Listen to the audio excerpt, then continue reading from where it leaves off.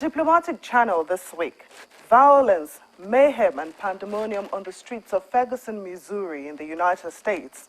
And in Vienna, negotiators from Iran and the P5+1 nations miss a deadline to resolve a 12-year standoff over Tehran's atomic ambitions, forcing them to seek an extension.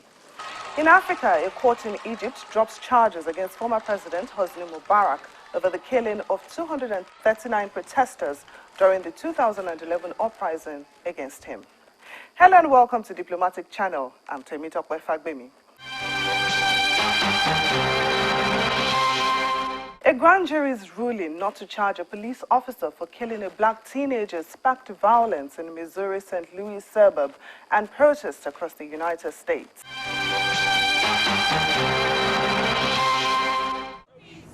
No justice, no peace. No justice, no peace. From coast to coast, demonstrators took to the streets on Tuesday, November the 25th, after a grand jury decided not to indict the white police officer who shot and killed an unarmed black teenager. Thousands rallied in New York, Washington, D.C., Atlanta, Pittsburgh, New Orleans, Philadelphia, and Seattle. The protests across the U.S. were peaceful and calm, in contrast to those staged in Ferguson, Missouri, after the verdict was read on Monday. In Missouri, fires were lit as angry protests broke out outside the Ferguson Police Department. The police used smoke canisters and trucks to force waves of violent protesters down the streets, away from the police building, soon after sporadic gunshots were heard. Flames from a burning car also rose into the night sky. But the police, who formed a wall of clear riot shields outside the precinct, were pelted with bottles and cans as the crowd surged up and down the street. Whenever you want, just step in. Overnight, police said about 61 people were arrested on charges including burglary, illegal weapons possession, and unlawful assembly. Ferguson police officer Darren Wilson shot and killed 18-year-old Michael Brown on August the 9th, igniting months of protest in Ferguson, Missouri. Wilson announced his resignation late on Saturday, November the 29th, after a week of protest, saying he feared for his own safety and that of his fellow police officers. City manager has accepted Officer Wilson's resignation, and as of yesterday, Officer Wilson is no longer an employee with the City of Ferguson. There is no severance agreement with Officer Wilson and the City of Ferguson. The City of Ferguson will not be making a severance payment to Officer Wilson.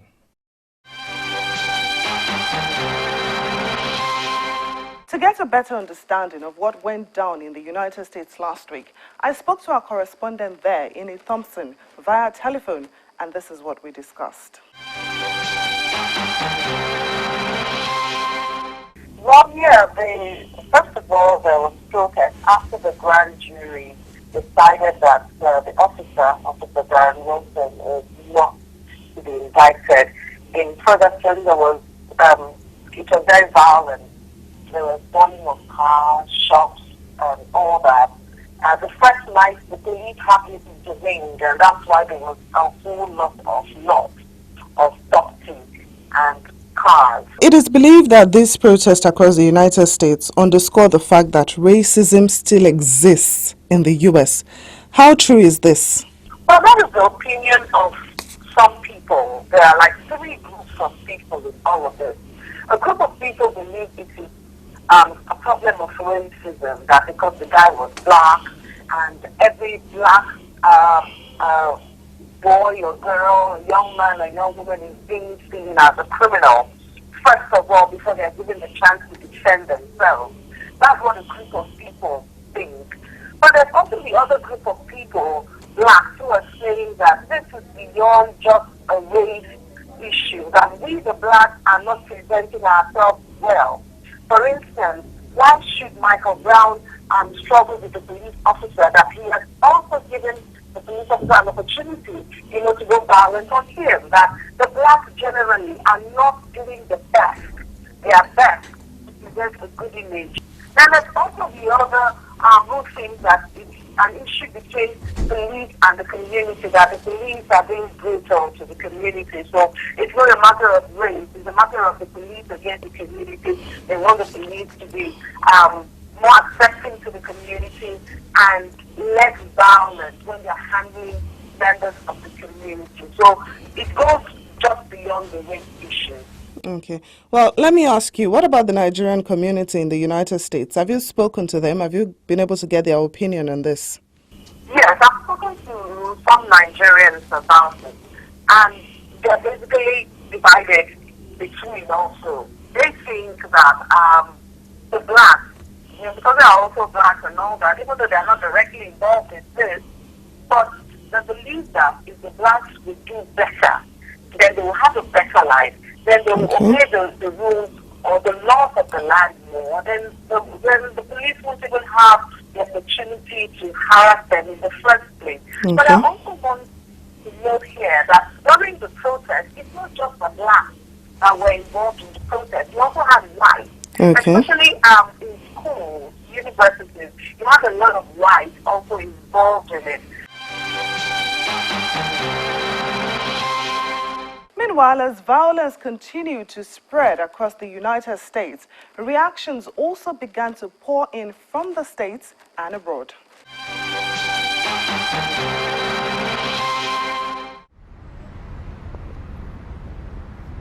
The UN Committee Against Torture urged the United States to fully investigate and prosecute police brutality and shootings of minorities, especially black youth, and ensure that taser weapons are used only in life-threatening situations.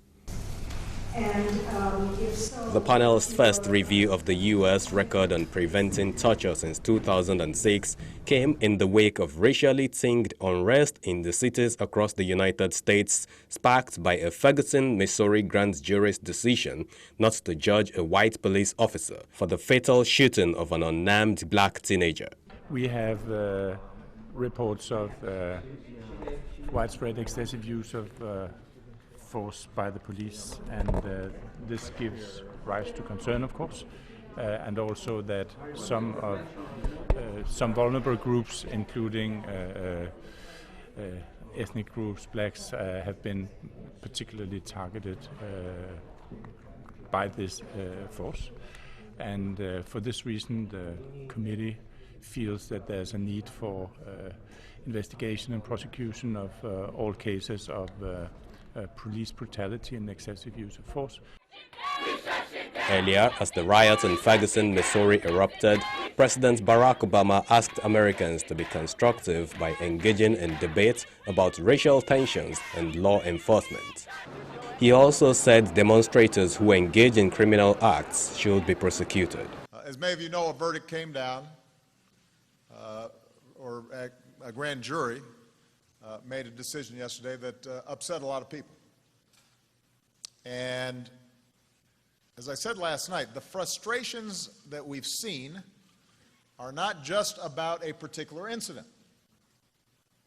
They have deep roots in many communities of color who have a sense that our laws are not always being enforced uniformly or fairly. That may not be true everywhere, and it's certainly not true for the vast majority of law enforcement officials, but that's an impression that folks have, and it's not just made up. It's rooted in realities that have existed in this country for a long time.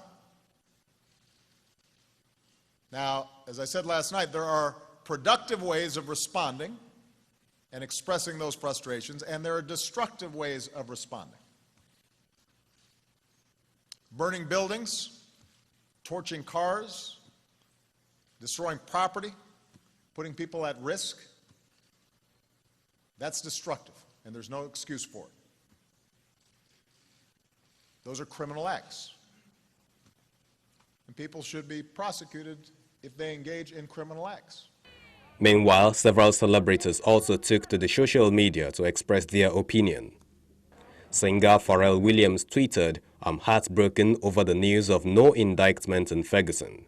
Let's all pray for peace."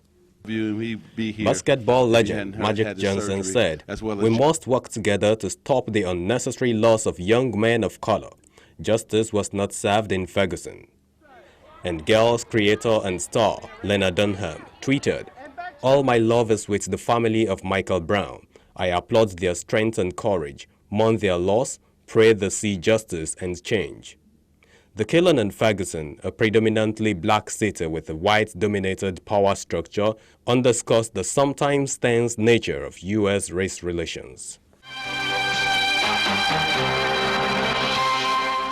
In the midst of all the uproar over the grand jury's decision, the man in the eye of the storm, Darren Wilson, reacted.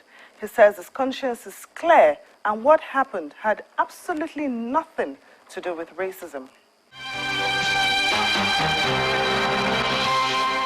And that's when he turned and said, "What the are you going to do about it?" and slammed my door shut on me. Slam the door shut? Yes.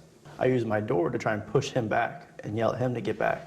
And again, he just pushed the door shut and just stares at me. And as I look back at him, all of a sudden, punches start flying. He threw the first punch? Yes.